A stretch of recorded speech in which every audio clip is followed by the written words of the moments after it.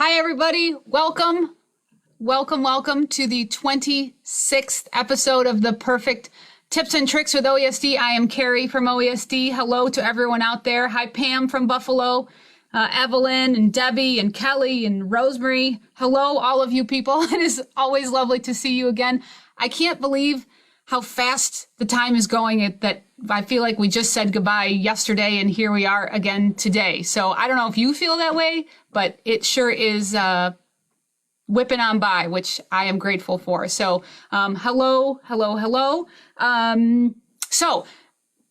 First of all, let me just tell you how excited I am to have seen so many of you building your Quilter's building blocks and posting them on the Perfect Stitch. It's been really, really cool to see all the different colors and just that you're game to play this crazy game with us. I hope you guys had, it seems like everyone had a pretty successful time trying to create your block. So thank you. That's wonderful. Tamra is with us. I will bring her up in a second, but she's with us today to talk about what you're going to do with those blocks. So you've made them, and that's great. You're probably thinking super. And if you're like me, you've played with them and put them together and sort of dreamed about what comes next. But Tamra is going to talk to us about what you're going to do with those blocks. And wait till you hear the name of the project, because you're going to love it. It's my favorite. Let's see about Tamra. Tamra, there you are. Hello. Hello, Carrie Coffee. Hello, Tamra Evans. How are you? I was excited too to see all those blocks. Oh my gosh. It's so fun. And just like any quilt, or any project, that's like the best part is to see everyone's color choices, right? Right. You know, right. like you may be attracted to brights, but then someone does it in a more traditional, or you're a traditional person and then you see it in a funky fabric. And I just think it is so cool. And it's going to be even more fun once we see all the things go together. So I will not steal any of your excitement, because that's, I'm going to give you some thunder to introduce what we're doing, but it's all yours, my friend. All right. Thank you very much. Let me share my screen first. So we'll start, and it's up. And is it up? Nope. Oh, I've got to share the screen. Oh, gosh. I don't care how much I practice this. Sure. That's all right. We all love you. We just get to see your face a little longer. Yeah, my eyes darting around like a crazy lizard. Here. There you go. Thank you. Now, start the slideshow. Got to get the right sequence of events. We did it. I should make myself a cheat sheet. Okay, and thank you for telling me where I could find the pointer. I'm so excited. Yes, we had a PowerPoint lesson this morning. Yes, it's been a full day. I'm going to have to take a nap after this. So Perfect Tips and Tricks. This is using Quilter's Building Blocks collection 51229, and you can find that on scissortailstitches.com. Don't forget to tag your dealer when you do that. And when we gave the instructions before, we said 2 of each of these blocks. And you could do either the 5-inch blocks or the 7-inch blocks. But I only give you measurements for the 5-inch. So you each made 2 of each of these. So 8 blocks total. So if we look at that laid out, there's 8 blocks. So 2 of each flavor, if you will. And I had this Halloween fabric that I've been hanging on to for a while. And I thought, it might be nice to have a Halloween decoration. Can I just say how impressed I am with the cutting of your fabric? Because your dots are pretty much straight in a row. Because if I cut that, they would be kind of leaning off to the side and doing a little trail off to the distance. Well, when my mother taught me to sew, the first thing I wanted to make was a plaid jumper to wear to school.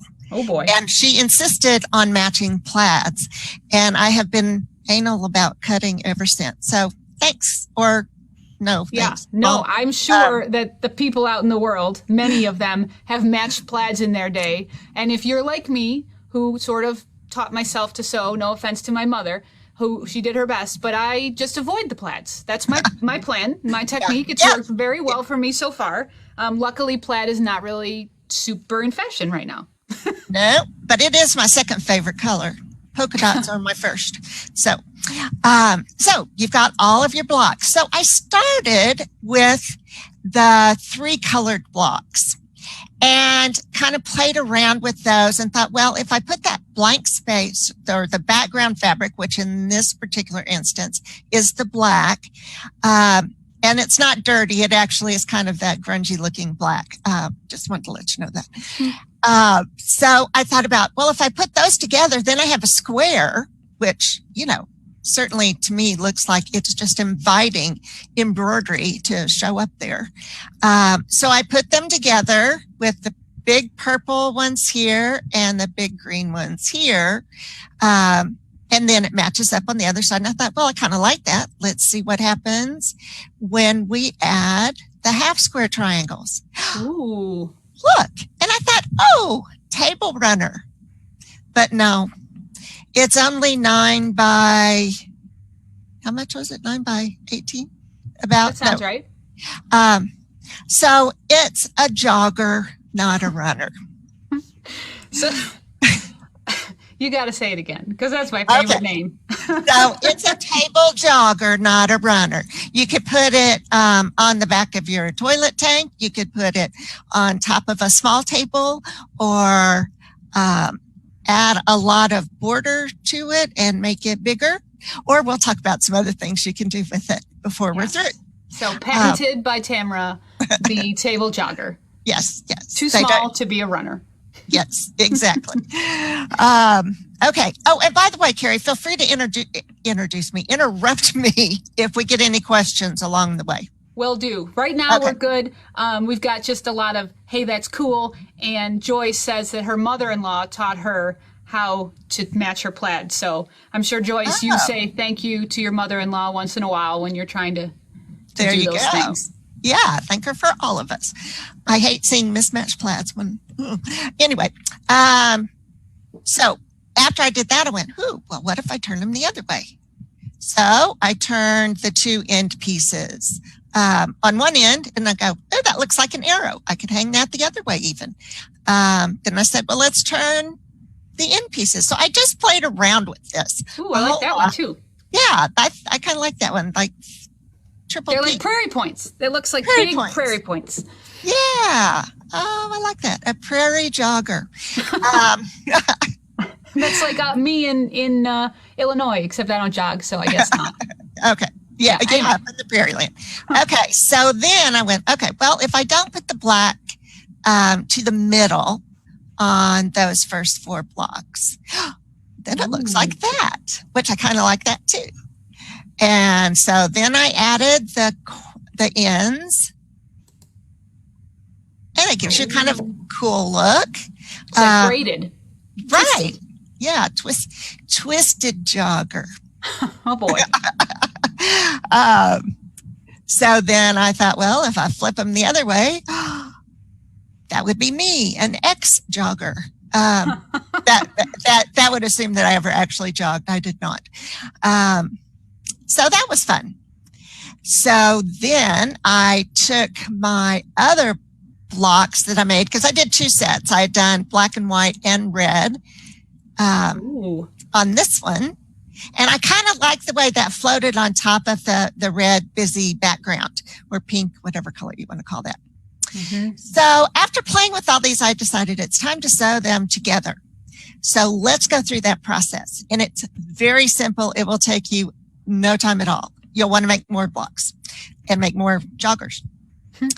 So I laid my blocks out the way that I wanted them to go. And then I folded the top one down to the bottom, like there was a hinge between them, so that center edge, those center edges matched up. And it looks so just like with a traditional quilt block. So right. You make your blocks, and then you, however, if you're a quilter, sometimes you'd pin those pieces together just to keep yourself, sane. So you're just piecing those 2, like those right. 4 columns kind of. Yeah. Right. The 4 columns. So when I did that, I said to myself, you better clip the sides that you're supposed to sew, because otherwise you're going to sew the wrong sides together. Exactly. Ask us how we know, right? Yes. All quilters have done that. Yes. So I just put little clips on top of them, so I knew exactly where to stitch them, which saves an immense amount of time. You can use a pin if you don't have the little clips, but they're very easy to do. Then take those to the machine, line them up, and feed them through the machine, the sewing machine, at a 1/4 inch seam allowance. So what I do, I've got a wider feed dogs on mine, and I might have a 1/4 inch foot somewhere in there, but I don't know. So I just put it at the 3/8 inch and move my needle over. But however is your best way to do a 1/4 inch seam. And if you've never played with it, play with it, measure it, because the more consistent you are with that, the better your blocks are going to turn out. Yep, So, and something I noticed, and I'm sorry to interrupt you, no, Tamra, no, you're good. If you guys have made these blocks, some of you trimmed, right up to that stay stitch, which is good, and some of you had a little extra fabric, which is fine. But when you're piecing this, you're piecing these two together essentially a 1/4 inch inside of that last stay stitch, which is the stitch that goes around the whole entire block. So if you have extra fabric because you trimmed ish, just know that that's what you want to, that's the edge of your block, is that last seam stitch. So you either want to just trim a hair outside of those, you could trim on them, or just when you piece, make sure you're piecing a 1/4 inch from that last stitch, if that makes any sense. Yes, good point. And because you used a fusible stabilizer, and you fuse it, even if you cut through that stitching, it's not going to fall apart, because it's stuck to the stabilizer. Okay, so you stitch all 4 of those, then take them to the ironing board, and you're going to press every other one the other way. So on your first one here, press that down, then press this one up, then press this seam down to that side. Okay, so whichever way it's pointing, press to that side, or do just the opposite. But every other one needs to be different, and then they will nestle together when you stitch 2 columns into a 4-block section. Does that make sense? Makes sense to me. I haven't seen anybody out there say, I don't know what Tamra's talking about. So if you don't know what Tamra's talking about, let me know, and we'll clarify. Yeah. So you just want to, and I really, because you couldn't, I tried to go, well, press to the light side or press to the dark side, but because it was light, light, dark, dark, you really couldn't do that. Anyway. Sure, and some people might have 2 darkish ones, so yeah. Right. So, and it's not going to show because your other seam allowance covers it up. Okay, so then after you press them, you're going to stitch those 2 rows together. And again, use your little clippies so you know which side you're stitching. And once that's done, your seam, so here are your 2 sides, and one's pressed down and one's pressed up, and you nestle those together. It just fits so beautifully, and you don't have to worry about the seams lining up. If you press them properly, it's really a great trick to getting them to line up perfectly. And then when you are sewing or pressing the long seam that connects the 2 columns, you are also going to press those, one to the left and one to the right, so that you end up with this little bitty pinwheel at the very center of that, and everything lays nice and flat. You can actually pick out a couple of stitches there if it doesn't. You kind of have to work it a little bit to get it to lay flat, and then hit it with the iron and you're good to go. But you'll want to press as you go. It's very important. So that now you have 2 blocks left. So you just have one last seam to do, and that would be the one in the middle. And see how nicely these fit together, up and down with 3 little pinwheels behind, encouraging that jogger on. And that's all there is to it, to putting it all together. So how easy was that? That seems pretty easy to me. I don't have any major comments in the crowd, so okay. I'm sure you will share some assembly pictures on the perfect stitch again. So you'll help us when after the video, people can reference those. Absolutely. But wait, there's more. Oh, good. I'm so excited. Okay. So why stop at just 8 blocks? With a very little effort, you could actually make this into a full-fledged runner.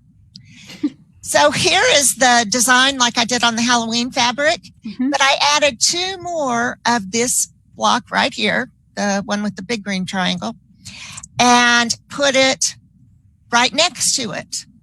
So it made it twist twice, which I thought was kind of cool. And you can make that as long as you need to for your table or across the bottom of a bed. So that was fun. So I kept going. Same thing, just 2 more of those green blocks. And this time I did the center, put the backgrounds to the center. If you keep track of where you put your backgrounds, you can always figure out where to go. For instance, here's my block right here with the background in the middle. So I've got 2 triangles there that meet up to make that square. So I just added another section and it made it longer. So now I've got 3 little places. But then I thought there could be more. So this time I actually turned the blocks and I made 6 of each of the half square triangles and then 3 each of the 3 triangles, which I forget what we call that, but that one. And I put those, that's that block right here. Here, let me show you kind of broken out here. So see, I put those down the center facing each other. So that's how you get those 3 squares in the center. Then both the top and the bottom are just half square triangles. Yep. So this makes a wider runner too. Got it. It's not, it's three tall instead of 2. Right, exactly. So then it looks like that. I really kind of like that one. And then I went, ooh. I know. I like this one a lot. And again, so I took 2 rows of the, this is just 2 rows of that 3 patch block. Okay. And they face, the background fabrics face each other. They meet in the middle. I thought, well, what else could I do to this one to make it a little more exciting? So we have another block in that collection called Flying Geese. I love a flying goose. A goose, yes. A goose. Yeah, because it's just one. There's not 2 in it. It's just one goose. Well, they're geese, I suppose, in a flock, but that's my favorite quilt block is a flying goose. A flying goose. Flying goose. Flying goose. So when you put it on the top of it and the bottom of it, it makes it look all finished.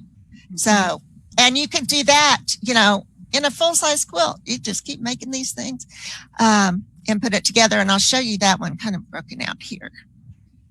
So see, it's just the same squares. And you could make each of these a different color. You could get really crazy with lots of things. Kind of fun.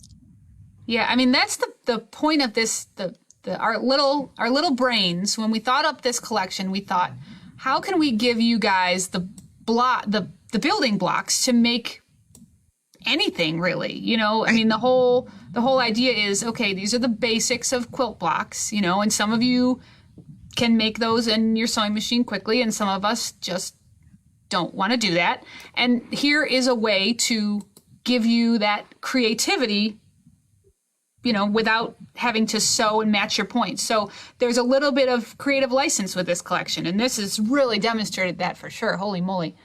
Yeah, how fun. I mean, you can just keep going on and on and on. And but I'll stop there.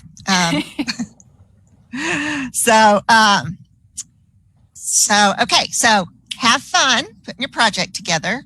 And when I take off the slide, I'll show you my 2. I still haven't put the finishing touches on them. Well, but no, we'll that's not till Friday. On Friday. And it'll be fun and easy and get creative. So absolutely. All We have right. Nancy out there asked if there's any way to use this to make just pinwheel blocks. And absolutely, like if you Sure. took your half square triangles, I mean, because pinwheels in theory are 4 half square triangles just turned in 4 different directions. Sure. You could absolutely make pinwheel blocks. The most fun thing to do with these is just make a bunch of them and just play with them. If you make all of the blocks in either the 5 or the 7, they will all fit together. So the 5 inches are going to go with 5 inches, and then the flying goose is 3.5 or whatever it is, half of 5 by 5. So Yeah, it's oblong. Yep. But it fits on that. Yeah. Exactly. So yes, you can definitely make a pinwheel block with these blocks. Yes. So you're going to show Yeah. us yours? Uh-huh. So here's this one. Got it. Cute. And here's this one. I like that one. Me too. So, can't wait for Friday. Fantastic. So Friday, tell us what we're going to do. We talk about putting it together in a quilt or quilting it. Right. Quilting it, finishing touches. And I don't think I'm going to be much more specific than that. Oh, I'm sorry. No, I'm just, because I haven't decided what I'm doing yet. No, I know quilting and some other things that you can do to finish it, to make it a finished project without these little raw edges all over the place. So Cool. it'll look cool. So I'm gonna make you go away because I want to show off mine because I did make Oh, my good. one. I want to see it. Yeah, you haven't seen it. Here's No. my jogger. Tamra, you probably can't see it, but you'll see Oh. it later. But here is mine. Excited to turn into a little table topper. So I am looking. I decided to do the twisted layout because I like that. But I hope you guys will all share yours. But I wanted to show you guys something really quickly on the website. So if you guys know that you can view, I'll back up a step. If you go to scissortailstitches.com and you will see the collection if you search for it. And then if you click preview sewing information down here, it's going to bring you to the PDF for this collection. And this one is kind of a beefy one because it shows you all of the step outs for each block. But what I included in this, if you keep scrolling, there's a lot of scrolling that has to happen. This is page 73, is we gave you some layout inspiration. So we took each of the blocks, and here's the pinwheel. We took each of the blocks and made a handful of them, 4 in most cases, and sort of laid them out. So you can see some options of what you could do. So here's 4 of those split half square triangles.